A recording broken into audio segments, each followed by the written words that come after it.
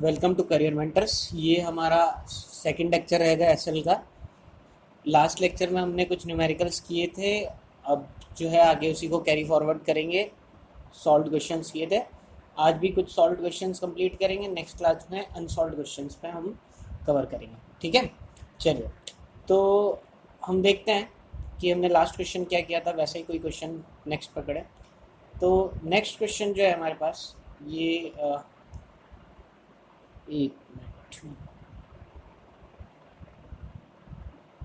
जो ये next question जो है ये सेम वैसा ही क्वेश्चन है। मैंने क्वेश्चन पढ़ लिया है, मैं सिर्फ आपको डायरेक्टली लिख के दे देता हूँ यहाँ पे क्लास में। हाँ, देखिए, मैंने एक क्वेश्चन दिया था आपको, वैसे ही क्वेश्चन है। इस बार दे रखा है कि दो क्वेश्चन का मिक्सचर दे रहा हूँ मैं आपको यहाँ पे। तो आपके पास दो चार्जेस हैं। यहाँ पे एक चार्जेस है जिसका चार्ज है ई, और एक चार्ज है जिसका चार्ज है 4e, ठीक है। ई और 4e दो चार्जेस हैं, दोनों के बीच के डिस्टेंस है r। आपको बोल रहा है मान लो एक नया चार्ज Q लेके आना है और इन दोनों के बीच में रखना है। तो आपको बताना है वही तीन पार्ट्स। इस बार एक चौथा पार्ट और इंक्लूड करूँगा मैं। पहला पार्ट की बताओ Q की पोजीशन क्या होगी, किस पोजीशन में Q को रखो ताकि क्या हो जाए, सिस्टम इक्विलिब्रियम में हो। सिस्टम इक्विलिब्रियम में हो, सिस्टम मतलब सिस्टम में कौन कौन चार्जेस हैं, ये तीनों चार्जेस है। ये चार्ज भी है, ये तीसरा चार्ज भी जब बीच में आ जाएगा, ये क्यू भी बीच में आ जाएगा, ठीक है। ये कैपिटल क्यू भी आ जाएगा, ये भी आ जाएगा, और ये 4e, ये तीनों इक्विलिब्रियम में। नेट फोर्स तीनों में जीरो। दूसरा पोजीशन तो बताना ही है आपको। दूसरा क्यू का नेचर बताना है कि किस टाइप का क्यू होना चाहिए, क्योंकि यहाँ पे प्लस ई और ये प्लस 4e है, क्वेश्चन में ये दिया हुआ है। तो यहाँ पे क्यू का नेचर ऑब्वियसली नेगेटिव आएगा, अगर पॉजिटिव चार्ज है तो नेगेटिव आएगा, ठीक है। ये मैंने आपको बता दिया था, हम सॉल्व करके दिखेंगे। और थर्ड चीज़ आपको क्या निकालना है कि क्यू की क्या वैल्यू होगी, वो निकालनी है, ठीक है। और फोर्थ आपको ये बताना है कि ये जो क्यू चार्ज रखा है ये इक्विलिब्रियम में है, तो वो कौन सा टाइप ऑफ इक्विलिब्रियम है। टाइप ऑफ इक्विलिब्रियम भी आपको बताना है, ये हमने अभी तक नहीं किया था, ये भी आपको बताना है। देखिए, तीन टाइप के इक्विलिब्रियम पढ़े थे हमने। एक था स्टेबल, कब पढ़ा था ये, 11th क्लास में, वर्क एनर्जी पावर। एक होता है अनस्टेबल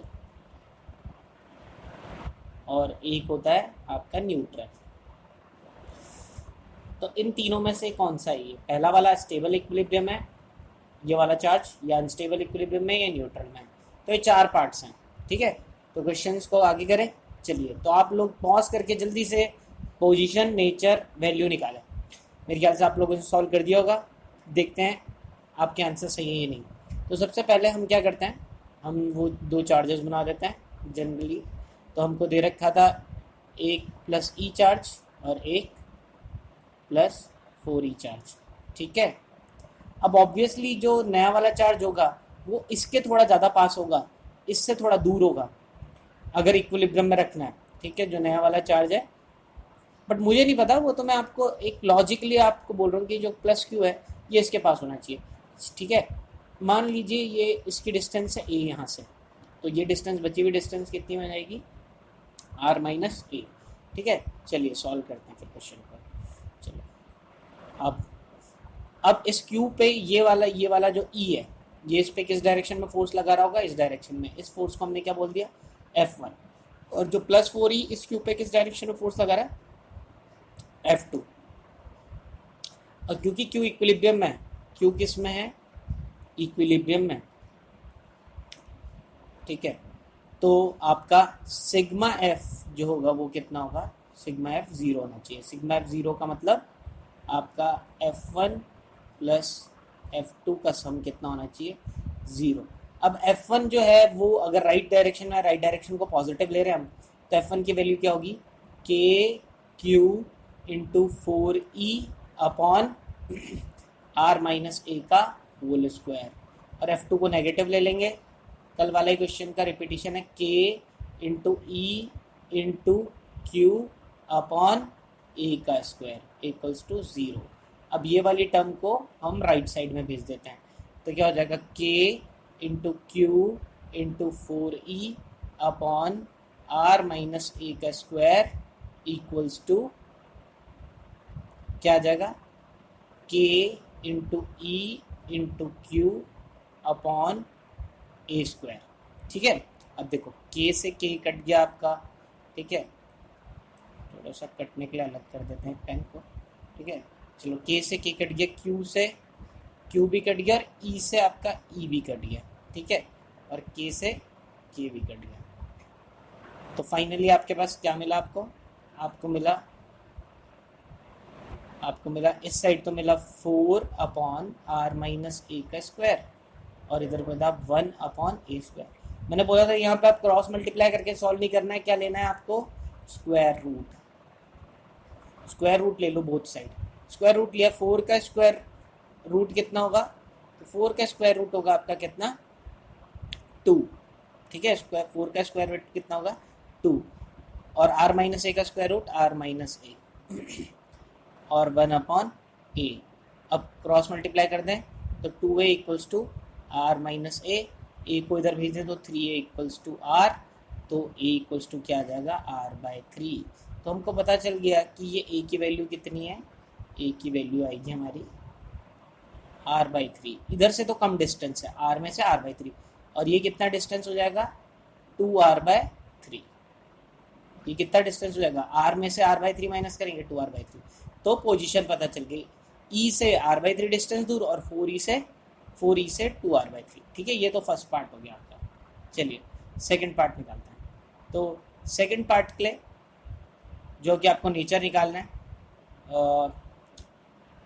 पहले मैं डायग्राम बना लूँ वापस से, मैं इसको 2 पार्ट्स में डिवाइड कर देता हूँ पेज को, ठीक है। यहाँ डायग्राम में तो ये मेरा चार्ज हो गया प्लस ई, और ये मेरा चार्ज हो गया प्लस 4e, और बीच में ये इन दोनों के बीच में एक ये चार्ज रख दिया मैंने, थोड़ा इससे ज़्यादा पास में, तो q, ठीक है। ये डिस्टेंस आपको दे रखी है r/3, और ये डिस्टेंस कितनी दे रखी है, 2r/3, ताकि ये इक्विलिब्रियम है। बट मुझे इनको भी इक्विलिब्रियम में करना है तो एक काम करता हूँ, अभी तक लास्ट 2 क्वेश्चन में मैंने इसको एक नेट फोर्स 0 कहता है, एक बार इधर नेट फोर्स 0 कर देता हूँ। तो बताओ अब मेरे को अगर इस Q का चार्ज का नेचर, इस Q चार्ज का नेचर और इस Q चार्ज की मेरे को वैल्यू निकालनी है। अच्छा, इस Q पे ये इधर की तरफ फोर्स लगाएगा, मान लो ये फोर्स लगाया F1, और ये प्लस E किधर की तरफ लगाएगा, वो भी इधर की तरफ लगाएगा F2, दोनों फोर्स इधर की तरफ लग गया, ठीक है। अब मैं बोलूँगा क्योंकि 4e किस में, प्लस 4e इक्विलिब्रियम में, ठीक है, सिस्टम इक्विलिब्रियम में, वो भी सिस्टम का पार्ट है, वो भी इक्विलिब्रियम में, ठीक है। तो मैं क्या बोलूँगा कि सिग्मा f जो होगा इस पे 0 होगा, इसका मतलब F1 प्लस F2 का सम 0। अब F1 भी राइट में, F2 भी राइट में, तो दोनों पॉजिटिव ले लेंगे हम, तो कितना हो जाएगा, F1 क्या है, F1 इन दोनों के बीच में, ये वाला और ये वाला, तो हो जाएगा K Q into 4e upon 2r/3 का स्क्वायर, प्लस इस वाले का इस पे कितना फोर्स रहेगा, तो देखो K into E into 4e upon, यहाँ से इन दोनों के बीच की डिस्टेंस तो कितनी है, r ही है, अपॉन r² इक्वल्स टू 0। मुझे क्या वैल्यू निकालनी है, इस Q की वैल्यू निकालनी है। इस वाले टर्म को उधर भेज देता हूँ, तो क्या हो जाएगा, K into Q into 4e upon, अब ये इसका स्क्वायर करूँगा तो क्या हो जाएगा, 4r², और ये जो 3 का स्क्वायर 9 होगा, ये ऊपर पहुँच जाएगा ऊपर, तो इंटू 9। ये 9 कैसा आया कि जो इसका स्क्वायर है, इस 3 का स्क्वायर होगा 9, इस 3 का स्क्वायर को हम कहाँ पहुँचा देंगे, यहाँ पे, तो ये 9 यहाँ से आ गया, ठीक है। तो इसके बाद इस साइड पे देखते हैं, तो ये इधर पहुँच के माइनस हो जाएगा, minus K into E into 4e upon r², ठीक है। r² से इस r² से ये पूरा r² निपट गया, 4e से पूरा 4e निपट गया, K से पूरा K निपट गया, ठीक है। इतना है आपके पास, ठीक है। अब ये 4 उधर चला जाएगा, तो फाइनली आंसर क्या आ जाएगा हमारे पास, तो फाइनली आंसर आ जाएगा, Q को तो हमने इधर ही रखा, ये 4 यहाँ से इधर पहुँच गया, तो -4 इंटू ई अपॉन 9, ये आ गया चार्ज की, ये हमारा चार्ज की वैल्यू हो गया। तो यानी वैल्यू या मैग्नीट्यूड तो कितना हो गया चार्ज का, मैग्नीट्यूड वैल्यू या मैग्नीट्यूड तो कितना है चार्ज का 4e/9, और नेचर कितना आ गया, नेचर पता चल गया नेगेटिव है। ठीक है ये वाला पार्ट भी हो गया, सेकंड और थर्ड। ठीक है, फोर्थ पार्ट की बात कर रहा हूँ। फोर्थ पार्ट है स्टेबल अनस्टेबल इक्विलिब्रियम। देखो स्टेबल अनस्टेबल इक्विलिब्रियम को समझाने का एक तरीका बताता हूँ। देखिए ये एक कटोरी है, ठीक है, इस कटोरी पे मैंने यहाँ पे एक बॉल रखी हुई है, एक कुछ चीज़ रखा हुआ है, मान लो एक मार्बल रखा है, कंची रखी हुई है। अब ये कंची को देख, यहाँ पे ये इक्विलिब्रियम है, ठीक है, क्योंकि नेट फोर्स 0 है, हिल नहीं रही है। कंची को थोड़ा सा मैं इसकी पोजीशन से हिलाता हूँ, यहाँ यहाँ ले आता हूँ, तो मैं देखूंगा इस पे अब फोर्स इधर की तरफ लगेगा और ये वापस अपनी इक्विलिब्रियम पोजीशन पे ही आना चाहती है। ठीक है, और जब मैंने इधर रखा, अगर मान लो इधर की जगह इधर मूव किया तो भी वो किधर आना चाहती है, जब इधर रखा तो इधर से भी इधर आना चाहती है, वापस इक्विलिब्रियम पोजीशन में। इधर ले गए तो इधर से भी इधर पोजीशन में आना चाहती है। तो जब आप किसी चीज़ को इक्विलिब्रियम में है और वो अगर आप उसको डिस्टर्ब करते हो, अपनी पोजीशन से चेंज करते हो और वापस उसी पोजीशन में आ जाती है, वो उसी जगह आना चाहती है, तो उसको हम बोलते हैं स्टेबल इक्विलिब्रियम। ठीक है, अनस्टेबल इक्विलिब्रियम का मान लो यही बॉक्स को मैं, इसी बॉक्स को मैं, ये जो बाउल रखा है इसको मैं उल्टा रख दूँ, ठीक है, और मैंने बहुत सावधानी से इस कंची को यहाँ रख दिया।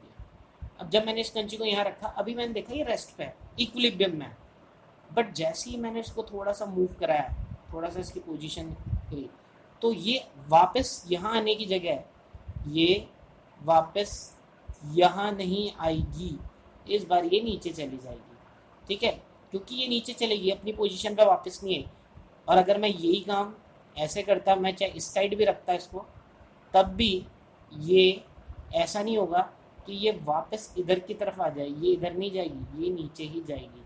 तो यानी ये वाली अगर बॉडी, ये वाली अभी ये वाली अगर पोजीशन है, तो मैं बोलूँगा ये जो मार्बल है ये कौन से वाले इक्विलिब्रियम है, अभी इक्विलिब्रियम में तो है बट पोजीशन, तो इसको बोलेंगे हम अनस्टेबल इक्विलिब्रियम। और अगर न्यूट्रल इक्विलिब्रियम की मैं बात करूं, तो मान लो ये एक प्लेन सरफेस है, ये मार्बल को इधर रखा हुआ है, अब ये हिल नहीं रहा है क्योंकि इसका नेट फोर्स कितना है 0। अब मैं मार्बल को इधर ले जाऊंगा, इधर रखा मैंने, थोड़ा सा खिसका दिया, तो वो वहीं का वहीं रह गया, ना वो इधर की तरफ गया, ना तो वो जहाँ इक्विलिब्रियम पोजीशन की तरफ गया, ना वो उससे दूर गया। तो जब वो ना तो उससे दूर जाए ना उसकी तरफ जाए, तो उसको हम बोलेंगे न्यूट्रल इक्विलिब्रियम। ठीक है, ये हमने वर्क एनर्जी में लास्ट ईयर पढ़ा हुआ है। तो बताओ ये वाला इक्विलिब्रियम क्या होगा, तो ये देखते हैं, आप खुद ही बता दोगे कि भाई ये है प्लस ई और ये कितना था +4e। ठीक है, ये दोनों चार्जेस हमारे यहाँ रह गए, और इन दोनों के बीच के ये बीच में क्या रखा हुआ है अपने यहाँ पे रखा हुआ है, जो भी हमारा चार्ज था उसकी वैल्यू भी निकाल ली थी हमने, 4e/9 कुछ ऐसे आ गई थी माइनस में। ठीक है, नेगेटिव चार्ज है, मान लो ये नेगेटिव चार्ज है, इधर रखा हुआ है, इधर से कितनी डिस्टेंस पे r/3 और इधर से कितनी डिस्टेंस पे 2r/3। अभी इस पे नेट फोर्स 0 लग रहा है। अगर मैं देखूं, ये मान लो इस पे F1 फोर्स लगा रहा है और ये वाला इस पे F2 फोर्स लगा रहा है, तो अभी F1 का मैग्नीट्यूड और F2 का मैग्नीट्यूड बराबर है। ठीक है, दोनों बराबर है, इसीलिए ये इक्विलिब्रियम में। मान लो मैं इसको खिसका के थोड़ा सा इसकी पोजीशन चेंज करके मैं इसको थोड़ा सा इधर लिया, मैंने इसको खिसका दिया, इधर खिसका दिया, थोड़ा सा इधर से इधर मूव करा दिया, तो ये डिस्टेंस बढ़ जाएगी। अच्छा, ये डिस्टेंस बढ़ जाएगी, जो F1 है वो बढ़ेगा या कम होगा, F1 हो जाएगा रिड्यूस, और F2 क्योंकि इनकी डिस्टेंस अब कम हो गई तो F2 हो जाएगा, बढ़ जाएगा। F2 तो बढ़ गया, F1 कम हो गया।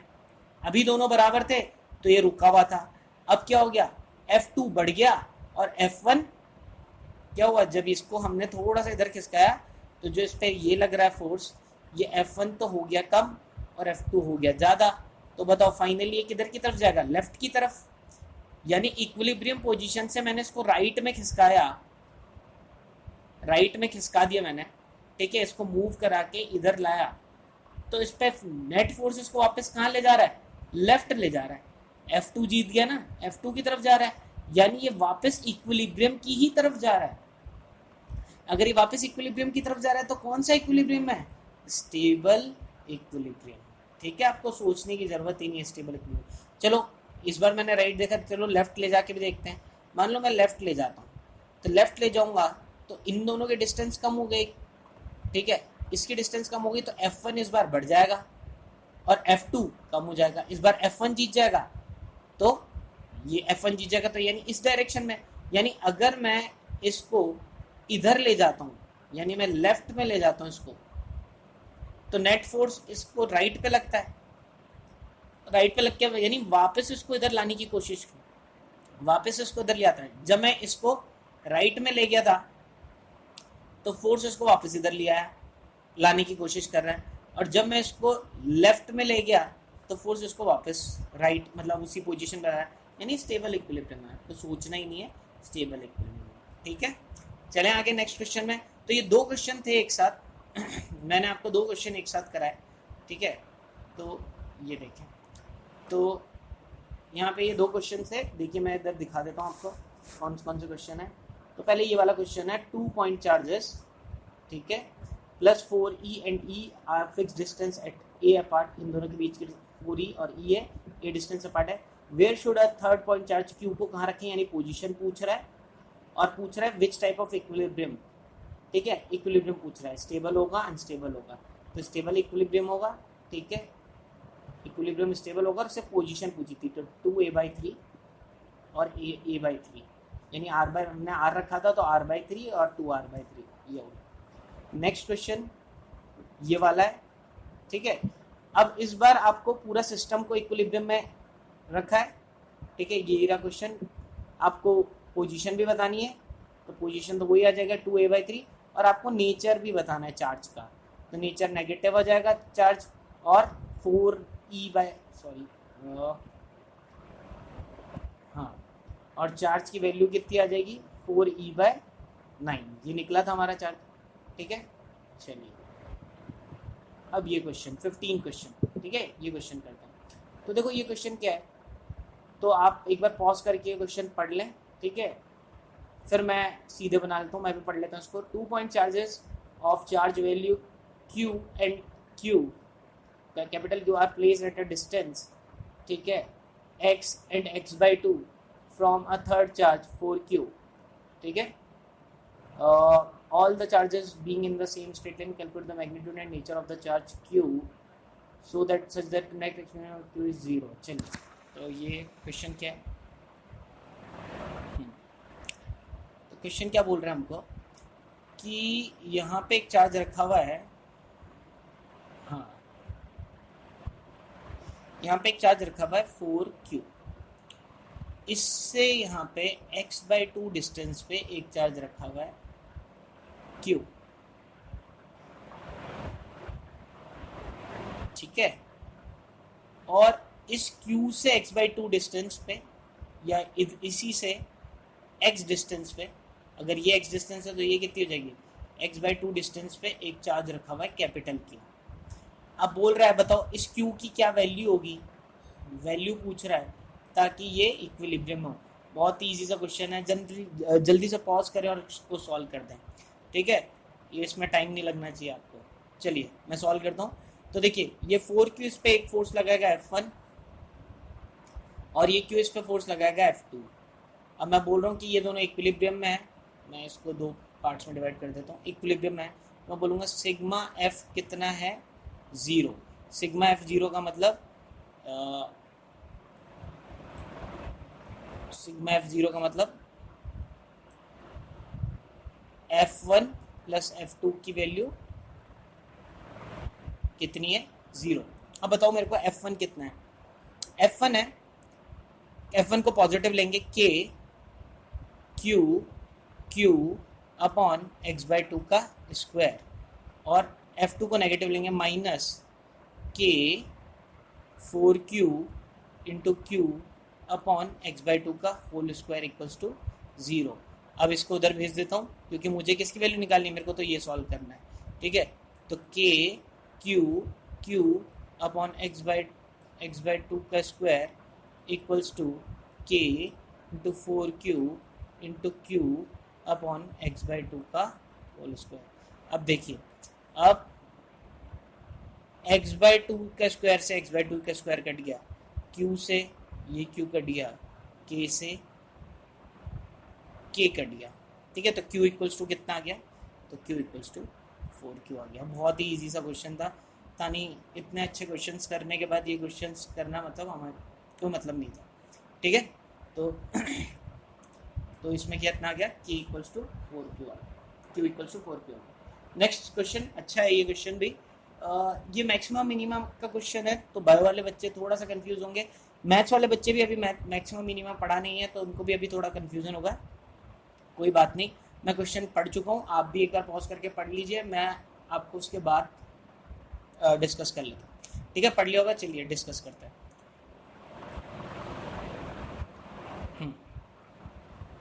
बोल रहे एक चार्ज क्यू रखा हुआ, मैंने इसको दो पार्ट्स में तोड़ दिया। जैसे मान लो एक 10 कूलम चार्ज है मेरे पास और मैंने उसको तोड़ दिया 4 कूलम में और 6 कूलम। अब मैं ऐसे भी तोड़ सकता हूँ और ऐसे भी तोड़ सकता हूँ, 3 कूलम और 7 कूलम, 5 कूलम 5 कूलम, या 2 कूलम 8 कूलम, बहुत सारे 1 कूलम 9 कूलम, ये 5 तरीके, और भी बीच में 1.5 कूलम 8.5 कूलम।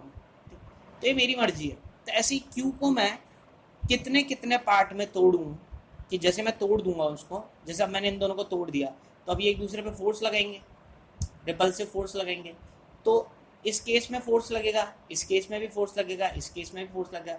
मैं पूछ रहा हूँ सबसे ज़्यादा कौन से केस में फोर्स लगेगा। तो देखो सिंपल सी मैथ्स है ये, हमेशा ध्यान रखना, कभी भी किसी नंबर को जब तोड़ोगे आप, ठीक है, तो हमेशा जब इक्वल पार्ट में तोड़ोगे तो सबसे ज़्यादा फोर्स लगेगा। क्यों?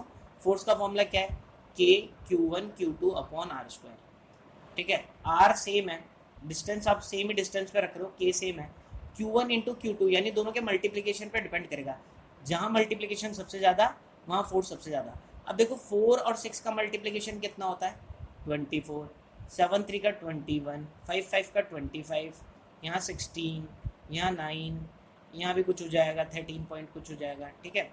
तो मैं ये बोलना चाह रहा हूँ आपसे कि सबसे ज़्यादा आपको कहाँ मिल रहा है, यहाँ मिल रहा है। जब भी आप किसी नंबर को आधा आधा पार्ट में तोड़ोगे तो ही आपको मैक्सिमम फोर्स मिलेगा, उनका मल्टीप्लिकेशन मिलेगा। तो सिंपल सा है, इसका आंसर क्या होगा, आंसर ऐसे डायरेक्टली नहीं लिखना है, अगर MCQ है तो डायरेक्टली लिख सकते हो, तो Q/2 एंड Q/2 में तोड़। अब हम सॉल्व करते हैं। तो मान लो मैंने उसको एक पार्ट को नाम रख दिया छोटा Q, तो दूसरा बचा हुआ पार्ट क्या हो जाएगा, Q माइनस Q। अब ये एक दूसरे पे कितना फोर्स लगाएंगे बताओ, तो ये फोर्स लगेंगे, F कितना आएगा, F आएगा K Q into Q minus Q upon R square. और ये फोर्स मुझे, ये फोर्स का जो भी मैग्नीट्यूड है, ये मैग्नीट्यूड मुझे क्या चाहिए, मैक्सिमम। इसमें वेरिएबल क्या है, क्या चीज़ चेंज हो रही है, ये Q वेरिएबल है, ठीक है, ये Q तो फिक्स है, या R भी फिक्स है। देखो कांस्टेंट क्या क्या है इसमें, इसमें क्या चीज़ है जो चेंज नहीं है, R, ये वाला Q और ये वाला K, ये तीनों क्या है, कांस्टेंट, इनकी वैल्यू तो फिक्स है ना। चेंज क्या है, ये Q, यही तो निकालना है मेरे को, ये Q कितना होना चाहिए, ठीक है। तो यहाँ पे ये Q क्या है हमारे पास, ये जो Q है यही हमारा क्या है, वेरिएबल। तो जब भी किसी फोर्स का मैक्सिमम निकालना है तो वेरिएबल के टर्म्स में उसको डिफरेंशिएट कर दो, यानी मेरे को क्या निकालना है, dF/dq, dF/dq निकालना है और उसको जीरो करना है और आंसर मेरे पास आ जाएगा, ठीक है। dF/dq निकालना है और उसको जीरो करना है, यानी किसके टर्म्स में इसको डिफरेंशिएट करना है, वेरिएबल कौन सा है, dq के टर्म्स में, ठीक है। चलिए मैं नेक्स्ट पेज में करता हूँ। तो मेरे पास फोर्स कितना है, फोर्स मेरे पास आया था K Q minus Q upon R square, ठीक है। चलो तो मैं निकालता हूँ dF/dq, dF/dq यानी डिफरेंशिएट करेंगे dq के रिस्पेक्ट में किसको, इस पूरे को, K Q minus Q upon R square. अब देखो ये दोनों तो कांस्टेंट है, इन दोनों को बाहर निकाल दो। तो मैंने इनको बाहर निकाल दिया, तो के बाहर आ गया, आर स्क्वायर बाहर आ गया, डी बाई डी क्यू। अच्छा, क्यू को एक बार क्यू से मल्टीप्लाई किया तो क्यू इंटू क्यू, ये क्यू भी कांस्टेंट है, ध्यान रखें, ये वाला क्यू भी कांस्टेंट है, माइनस क्यू स्क्वायर, यानी मुझे क्यू के टर्म्स में डिफरेंशिएट करना है।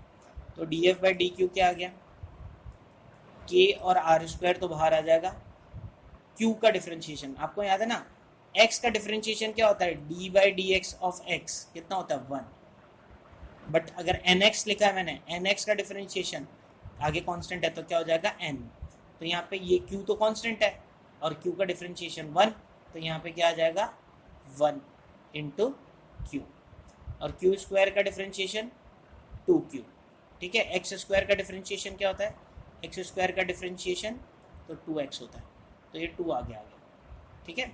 अच्छा, अब ये मेरे को किसके बराबर रखना है, 0 के बराबर, 0 के बराबर किया तो ये तो 0 हो ही गया, ठीक है, तो 0 के बराबर किया, उसको उस साइड भेजेंगे तो 0 हो जाएगा, यानी मेरे पास क्या है, q माइनस 2q 0 है, q माइनस 2q 0 है, तो 2q को इधर 2q इक्वल्स टू q, यानी q की वैल्यू क्या आ गई, q/2, और सॉल्व हो गया, ठीक है, सॉल्व हो गया ये। तो आपको हमेशा ध्यान रखना है कि जब भी इन क्वेश्चंस को सॉल्व करना हो तो इस तरीके से आप सॉल्व करोगे। चले नेक्स्ट क्वेश्चन पे, समझ में आया, चलिए नेक्स्ट क्वेश्चन पे चलता हूँ। तो नेक्स्ट क्वेश्चन क्या है, तो देखिए ये भी थोड़ा सा लेंथी क्वेश्चन है, करते हैं इसको। चलिए, 2 identical spheres having charges of opposite signs attract each other with the forces of 0.018 newton separated by 0.5 metre. मैं साथ में, आप एक बार खुद भी एक बार पॉज करके पढ़ लें, फिर मैं आपको समझा देता हूँ क्वेश्चन में क्या बोल रहा है, ठीक है, एक एक करके। मेरे ख्याल से आप लोगों ने पढ़ लिया होगा, अभी तक मैंने आधा क्वेश्चन पढ़ा है, तो आधा क्वेश्चन क्या बोल रहा है, तो देखिए, बोल रहा है 2 चार्जेस हैं अपोजिट नेचर के, अब उनकी वैल्यूज़ नहीं दे रखी है, तो उनको कुछ नाम दे देते हैं। मान लो इसको Q1 दे दिया पहला चार्ज को, तो दूसरे चार्ज को क्या देंगे, अपोजिट नेचर, तो माइनस में देंगे, माइनस Q2, तो एक दूसरे पे अट्रैक्टिव फोर्स लगेंगे, ये भी इसको खींचेगा, ये भी खींचेगा। अच्छा, दोनों के डिस्टेंस भी दे दिया, R भी दे दिया दोनों के बीच में, कितना 0.5 मीटर पे, ठीक है, इतनी डिस्टेंस पे दोनों चार्जेस रखे हुए हैं, ठीक है। चलो, तो बोल रहे हैं जब ये ऐसा रखे हुए हैं तो वो एक दूसरे पे कितना धक्का लगा रहा है, अट्रैक्टिव फोर्स कितना है, 0.108, तो कितना फोर्स लगा रहा है, ये जो धक्का लग रहा है दोनों बराबर ही होंगे, 0.108 न्यूटन, इतने न्यूटन का फोर्स लग रहा है, ये भी इस पे लगा रहा है और ये भी इस पे लगा रहा है, दोनों एक दूसरे पे इतना फोर्स लगा रहे हैं, ठीक है। तो क्या कुछ रिलेशनशिप आएगा Q1 Q2 से, अभी आधे क्वेश्चन में, हाँ एक रिलेशनशिप आ जाएगा। क्यों, F की वैल्यू तो आपको पता है क्या होती है, F होता है क्या, K Q1 Q2 upon R square. अब यहाँ पे आपको माइनस लगाने की जरूरत नहीं है, ठीक है, माइनस मतलब अट्रैक्टिव फोर्स, तो ये फोर्स अट्रैक्टिव, ये नहीं तो ये फोर्स को माइनस लगाता मैं, तो माइनस माइनस कट जाता, तो फोर्स की जगह डाल दिया मैंने 0.108, ठीक है, के की जगह 9 इंटू 10 की पावर 9, Q1 Q1 हो गया, Q2 Q2 हो गया, और R हो गया 0.5 इंटू 0.5 का स्क्वायर, ठीक है। तो Q1 इंटू Q2 कितना हो जाएगा, तो 0.108 इंटू 0.5 इंटू 0.5 अपॉन 9 इंटू 10 की पावर 9, ये हो गया, यानी Q1 Q2 कितना हो गया। अच्छा, मैं इनके पॉइंट्स हटाता हूँ सबके, तो ये हो गया 108 और ये हो गया 25, ठीक है, इंटू 10 की पावर -5 हो जाएगा, ठीक है, और यहाँ क्या हो जाएगा 9 इंटू 10 की पावर 9। अच्छा, 9 की टेबल से ये कट जाएगा, 9 12 जा, ये कट गया, ठीक है, और इसमें से भी मैं इसको मान लो 10 की पावर 7 लिख लिया, इंटू 100 लिख लिया, तो ये कितना आ जाएगा 4, 25 कट जाएगा, यहाँ 7 आ गया ना, 9 में से 100 इधर लिख लिया 4, और 4 से भी इसको कट कर दिया, तो ये कितना आ गया 3।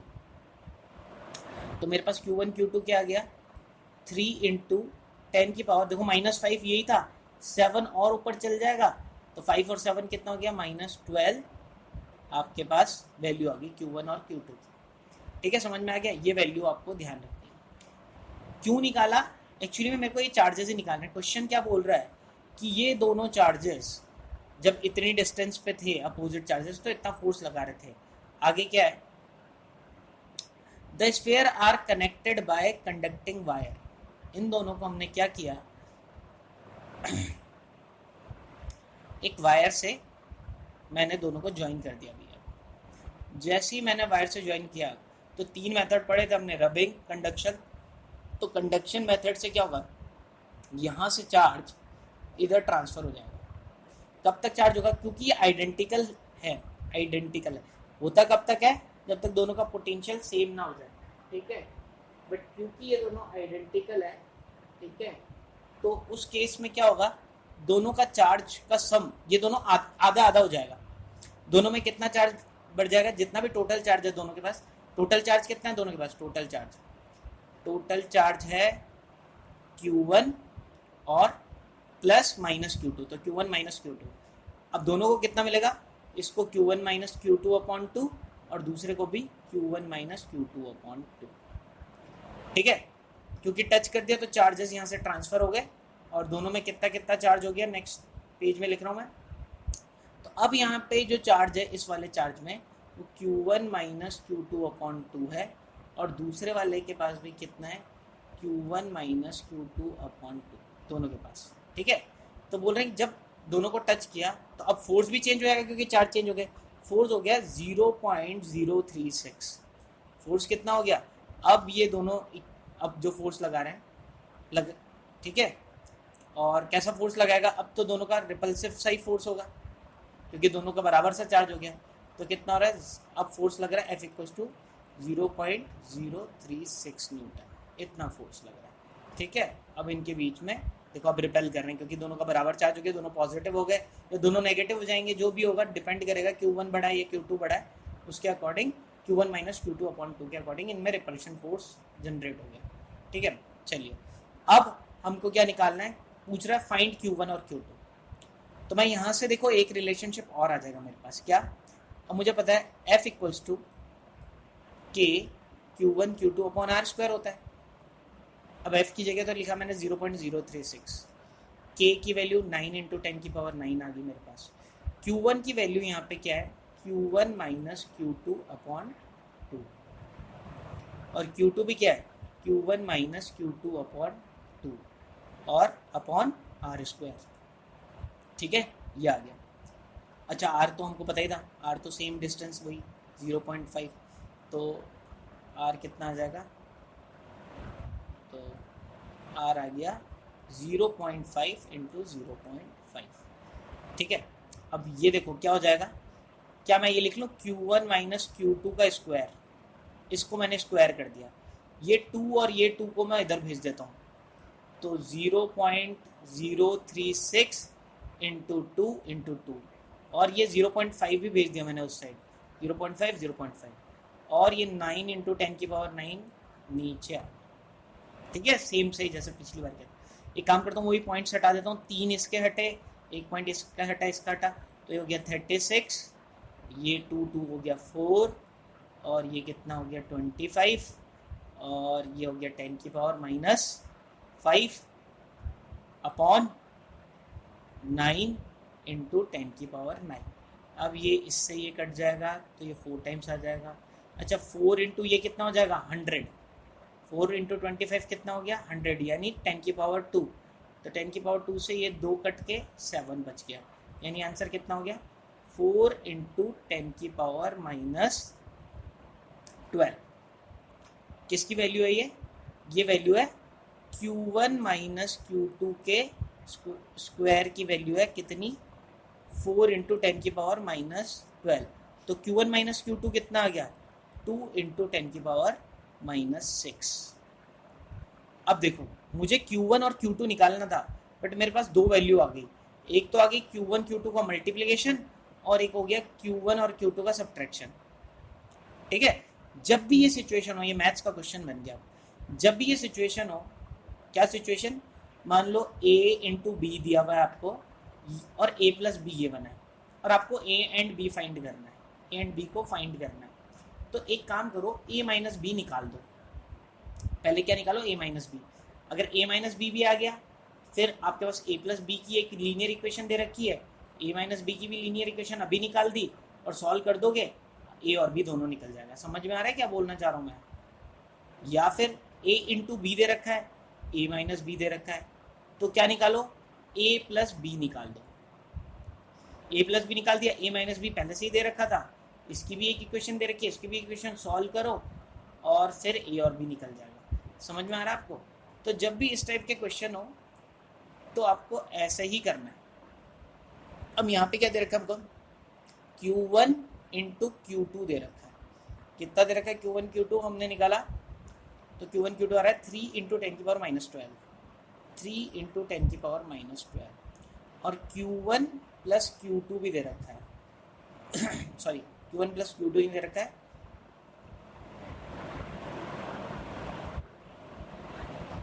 तो हमको क्या दे रखा है, Q1 माइनस Q2 दे रखा है 2 इंटू 10 की पावर माइनस 6। ठीक है, तो एक काम करते हैं, Q1 प्लस Q2 निकालते हैं। अब ये कैसे निकालेंगे, ये तो सिंपल है, Q1 प्लस Q2 का स्क्वायर का रिलेशनशिप होगा Q1 माइनस Q2 के स्क्वायर से। देखो Q1 प्लस Q2 का स्क्वायर क्या होता है, Q1 square plus Q2 square plus 2 Q1 Q2 होता है, ऐसा होता है ना। अच्छा, और Q1 माइनस Q2 का स्क्वायर क्या होगा, Q1 square plus Q2 square minus 2 Q1 Q2 होगा। यानी Q1 square plus Q2 square की जगह मैं क्या लिख सकता हूँ, Q1 माइनस Q2 का स्क्वायर प्लस 2 Q1 Q2, इसको उधर भेज देंगे, ये हो जाएगा। यानी इसकी जगह क्या लिख सकता हूँ, इसकी जगह तो Q1 प्लस Q2 का स्क्वायर इक्वल्स टू, यहाँ पे क्या लिख सकता हूँ, Q1 माइनस Q2 का स्क्वायर प्लस 2 Q1 Q2, और ये प्लस 2 Q1 Q2। तो फाइनली फॉर्मूला क्या आ जाएगा, Q1 प्लस Q2 का स्क्वायर Q1 माइनस Q2 का स्क्वायर प्लस 4 Q1 Q2। अब ये आपने 10th क्लास में जो बायो के बच्चे हैं, देखो मैथ्स वाले बच्चे तो इनसे काफ़ी फेमिलियर होता है, बायो के बच्चे हैं इन्होंने भी ये क्वाड्रेटिक वाले चैप्टर में पढ़ा होगा, अल्फ़ा प्लस बीटा की वैल्यू और अल्फ़ा बीटा गिवन होता है, अल्फ़ा माइनस बीटा निकालना होता है। तो अब ये चलो अब वैल्यू पुट कर देते हैं यहाँ पे।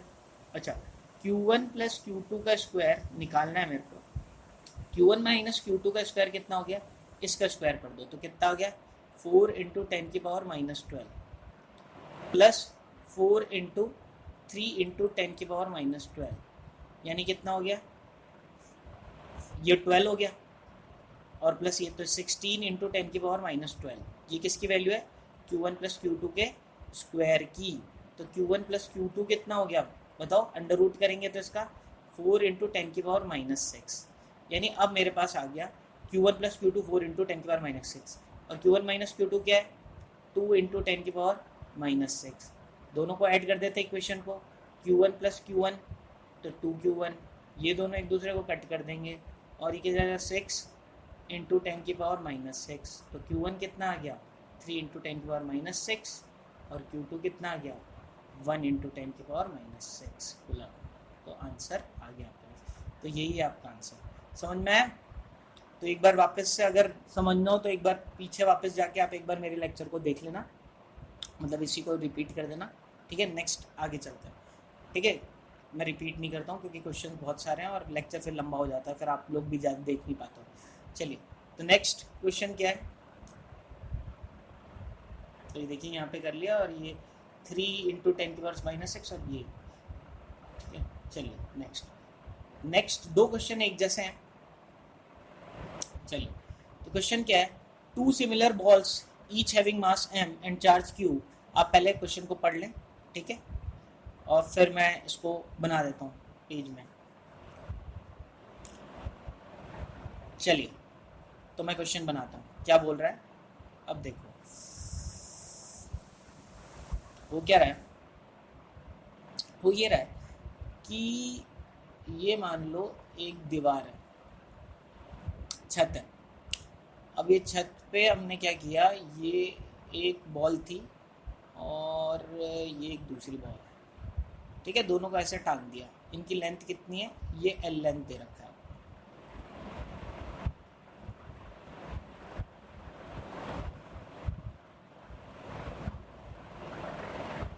ठीक है, तो ये हमको क्या दे रखा है, ये हमको L लेंथ दे रखी है इसकी वायर की। ठीक है, अभी मान लो ऐसे ही पड़े हैं, कोई चार्ज नहीं है इन पे, चार्ज जीरो है। अब मान लो अचानक से इनके पास चार्ज आ गया, तो चार्ज अगर मैंने इन पे आ जाएगा, अभी इन पे कोई फोर्स लग रहा है क्या, आप पहले तो ये बताओ।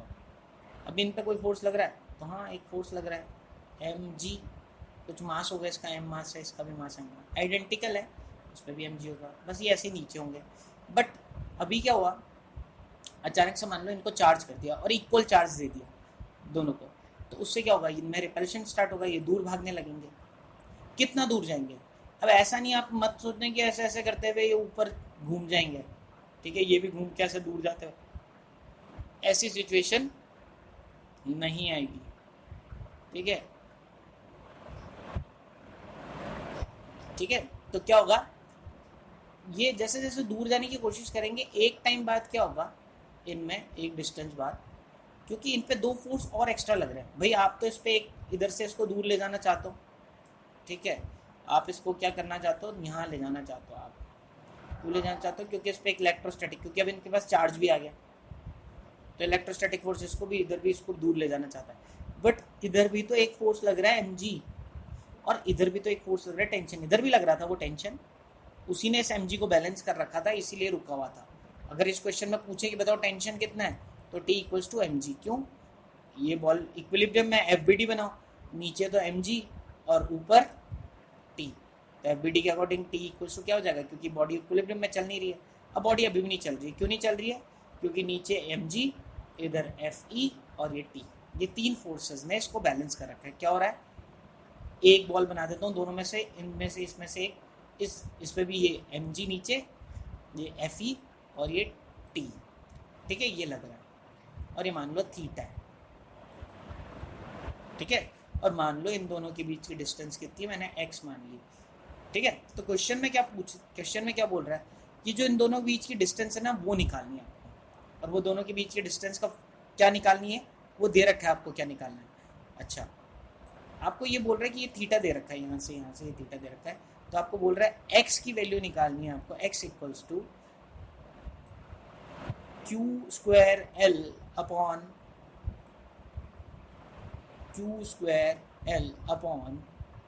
टू पाई एप्सिलॉन नॉट, ऐसा कुछ तो दिखा था मुझे, 2 पाई एप्सिलॉन नॉट mg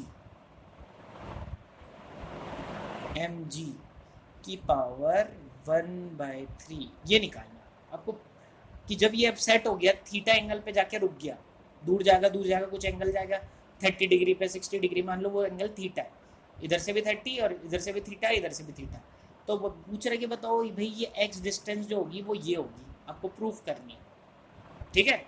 और नेक्स्ट क्वेश्चन भी ऐसा ही बेस्ड है ऑलमोस्ट, ठीक है, यहाँ पे x निकालनी है, और वहाँ पे हम देखते हैं कि वहाँ क्या निकालना है वो देखते हैं, ठीक है।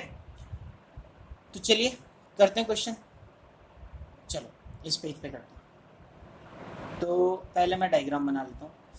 तो मान लो ये वो छत थी, और अभी ये सेट हो गए, यहाँ पे दोनों रुक गए, इक्विलिब्रियम में आ गए, ये इन दोनों के बीच की डिस्टेंस कितनी है, x है, और यहाँ से एंगल कितना है, थीटा है।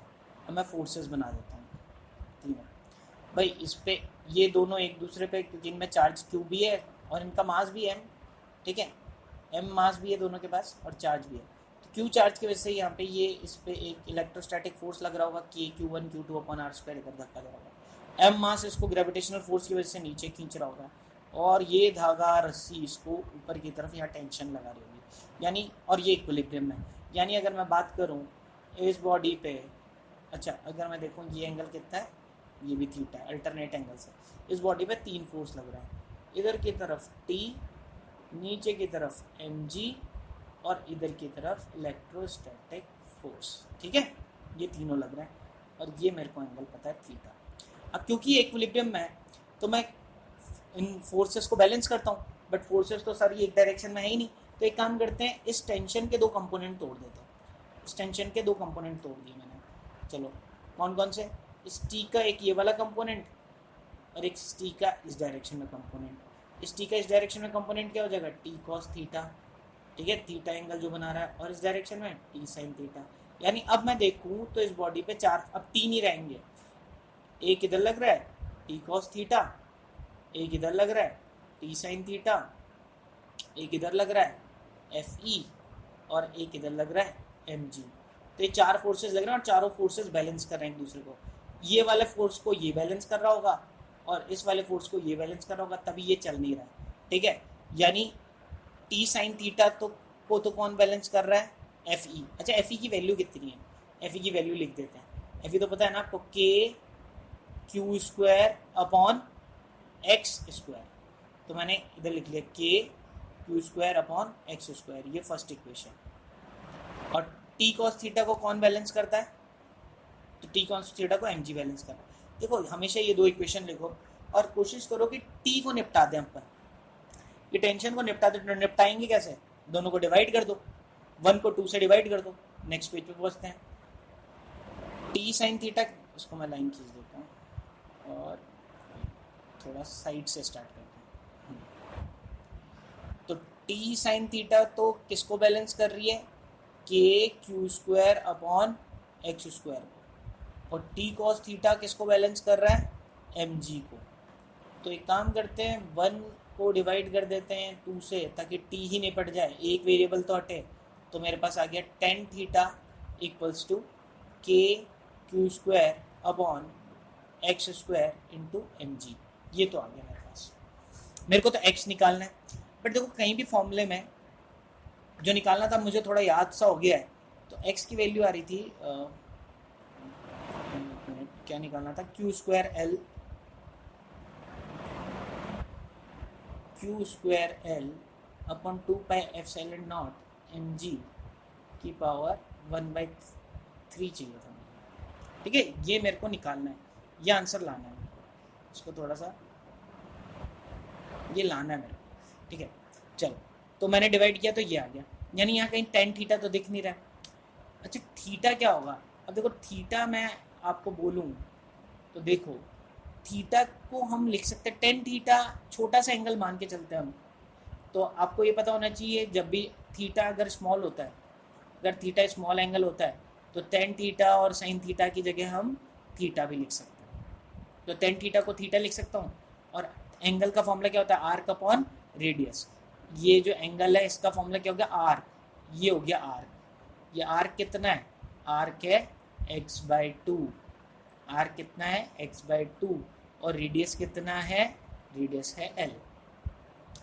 तो यानी टेन थीटा की वैल्यू क्या हो गई? x/2l। क्या हुआ? टेन थीटा को मैं क्या लिख सकता हूँ? Arc upon radius. आर्क तो क्या हुआ भाई? ये थीटा था, यहाँ से ये एल था, ये रेडियस हो गया, एल ही रेडियस हो गया, तो ये आर्क हो गया। अब यहाँ से यहाँ है पूरा, यहाँ से यहाँ तक है एक्स। तो ये कितना हो जाएगा? आर्क कितना हो जाएगा? x/2। तो आर्क अपॉन रेडियस होता है एंगल, टेन थीटा की जगह मैं थीटा ही रखूँगा। आर्क यानी x/2 और रेडियस l। x/2l किसके बराबर हो गया? K Q square upon X square M G. अब इस एक्स स्क्वायर को भी इधर भेज देता हूँ, तो एक्स क्यूब इक्वल्स टू क्या हो गया? K Q square into 2l upon M G. अब यहाँ पे मुझे के ही नहीं दिख रहा, यानी के की जगह 1/4 पाई एप्सिलॉन नॉट भी डाल देता हूँ। तो एक्स क्यूब कितना हो गया? 1/4 pi epsilon naught Q square into 2l upon M G. अब 2 से ये 2 कट गया, यानी कितना आ गया? Q square L upon 2 pi epsilon naught M G. किसकी वैल्यू आई है? एक्स क्यूब की। तो एक्स कितना हो गया? Q square L upon 2 pi epsilon naught M G की पावर 1/3। ठीक है, क्वेश्चन में कुछ नहीं करना होता है, हमेशा ध्यान रखें। फोर्सेस निकालें, फोर्सेस को बैलेंस करें। टी साइन थीटा और टी कॉस थीटा को बैलेंस करें। T sine theta F E को बैलेंस करेगा, T cos theta M G को बैलेंस करेगा। ठीक है, और बैलेंस करने के बाद दोनों को डिवाइड कर दें। पहले तो टी को हटाओ। ठीक है, टी को हटा दिया तो टेन थीटा का फॉर्मूला हमारे पास आ जाएगा ये। अब एक्स निकालना था, कोई टेन थीटा नहीं था, तो टेन थीटा की जगह लिख दिया arc upon radius x/2l। Solve किया और x की वैल्यू आ गई हमारे पास। ठीक है, चलिए नेक्स्ट क्वेश्चन पे चलते हैं हम। चलिए नेक्स्ट क्वेश्चन भी सेम सा ही है। ठीक है, बट इस बार क्या है, वैसे ही आपके पास ग्राफ है।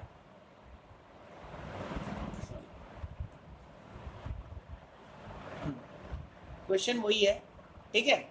इस बार आपको चार्ज की वैल्यू निकालनी है, ठीक है, और इस बार टेन थीटा के टर्म्स में ही है। इस बार मेरे को निकालना है कि सेम सा क्वेश्चन है कि भाई वही वाली सिचुएशन है कि सेम सा ये अब अटक गए हैं यहाँ पे दोनों चार्जेस, ठीक है। क्यों चार्जेस अटक गए? क्योंकि टोटल 3 फोर्सेस लग रहे हैं उस पर। कौन कौन से 3 फोर्सेस लग रहे हैं? यहाँ पे ये एंगल दे रखा है हमको, थीटा दे रखा है, ठीक है।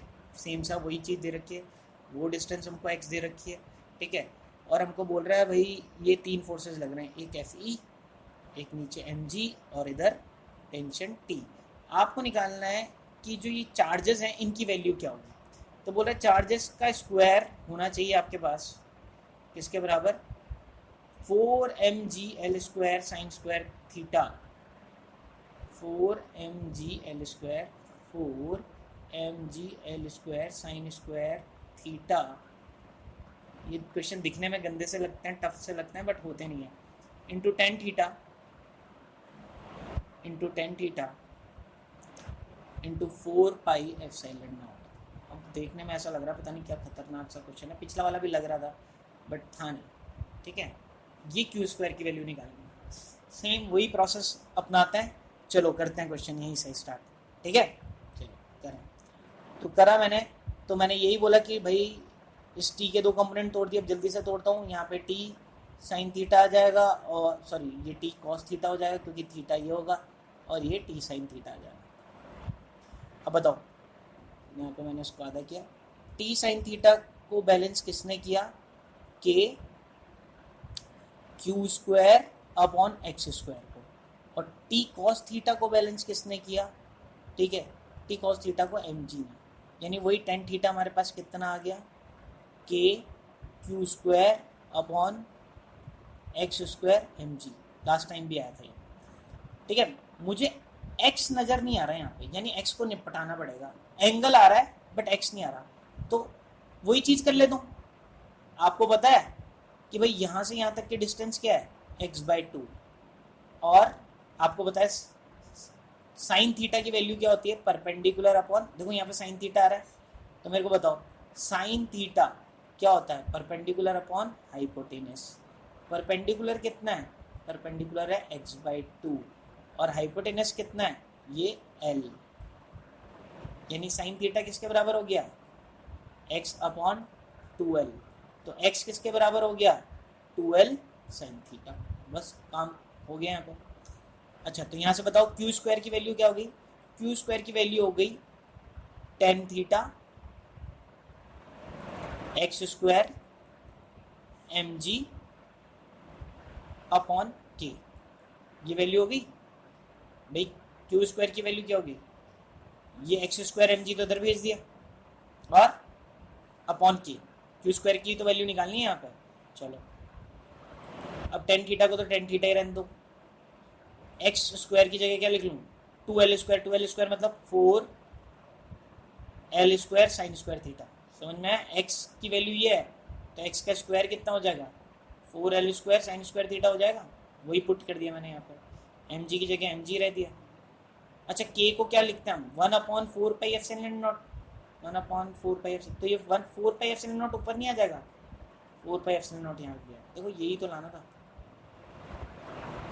ठीक है, यही तो मुझे लाना था। क्यू स्क्वायर की वैल्यू क्या आ गई? Tan theta 4 mg l square sine square theta और 4 पाई एप्सिलॉन। ठीक है, तो यहाँ पे हमारे पास ये वाला क्वेश्चन भी बड़ा इजी था। ये क्वेश्चन भी हमारा सॉल्व हो गया है, ठीक है। तो हमारी ये मेरे ख्याल से जो एसएल है इसका हमारे सॉल्व क्वेश्चन यहाँ पे सॉल्व हो गए। तो नेक्स्ट लेक्चर में मैं ये अनसॉल्व क्वेश्चन जो है, आप एक बार जल्दी से इसका फ़ोटो खींच लीजिए और क्वेश्चन सॉल्व करें। पहले स्क्रीनशॉट ले लें, 1 से 6 क्वेश्चन तक का स्क्रीनशॉट ले लें। अब स्क्रीनशॉट लेके 7 से 8, 7 और 8 क्वेश्चन का स्क्रीनशॉट ले लें। अगर मेरे को बड़ा करना है तो मैं बड़ा कर देता हूँ थोड़ा सा। 7th और 8th क्वेश्चन का स्क्रीनशॉट ले लें। ले लिया? चलिए अब नेक्स्ट, सॉरी, क्योंकि अभी लॉकडाउन में बहुत बच्चों के पास बुक्स नहीं है, इस वजह से 9th 10th और 11th क्वेश्चन का स्क्रीनशॉट ले लें, ठीक है। चलो 12th क्वेश्चन का ले लो स्क्रीनशॉट, 12th का, 13 और 14 का स्क्रीनशॉट ले लें, 15 का स्क्रीनशॉट ले लें,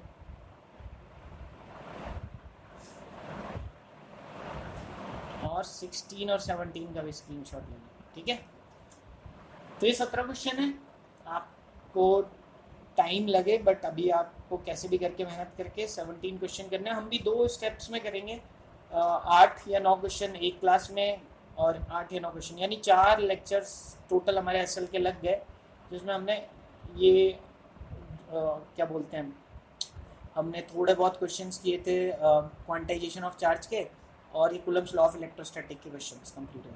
अब जो आगे जो है चैप्टर में, वो हमको क्या पढ़ना है, इसके बाद नेक्स्ट जो है इलेक्ट्रिक फील्ड, मैंने अभी टॉपिक पढ़ाना है, तो इलेक्ट्रिक फील्ड जब हम पढ़ेंगे और फिर उसके न्यूमेरिकल्स करेंगे, F=2E फोर्स पे बेस्ड क्वेश्चंस करेंगे। ये वेक्टर फॉर्म मैंने बता ही दिया था आपको, और एक सुपरपोजिशन प्रिंसिपल में मैंने करा दिया। तो नेक्स्ट इस पे बेस्ड न्यूमेरिकल्स करेंगे। तो न्यूमेरिकल की क्लासेस लंबी हों कोई दिक्कत नहीं है, आप अपनी प्रॉब्लम देखें, जिसको जो आता है वो वाले क्वेश्चंस करें और इनमें से देखें। मैं एक एक क्वेश्चन को सॉल्व करके डाल दूंगा, कुछ अगर बिल्कुल ही बकवास क्वेश्चन होंगे तो मैं उनको बिल्कुल नहीं डालूंगा, ठीक है। तो नेक्स्ट क्लास में हम आगे के लेक्चर्स को कवर करेंगे। Thank you.